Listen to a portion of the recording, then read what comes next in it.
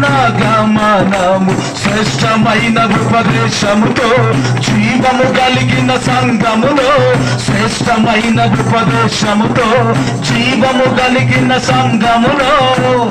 నింపుచున్నావు దీవెనలతో నన్ను నడుపుచున్నావు సమృద్ధితో శ్రేష్టమైన ఉపదేశముతో జీవము కలిగిన సంఘములో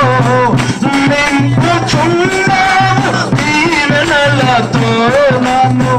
నడుపుచున్నావు సమృద్ధితో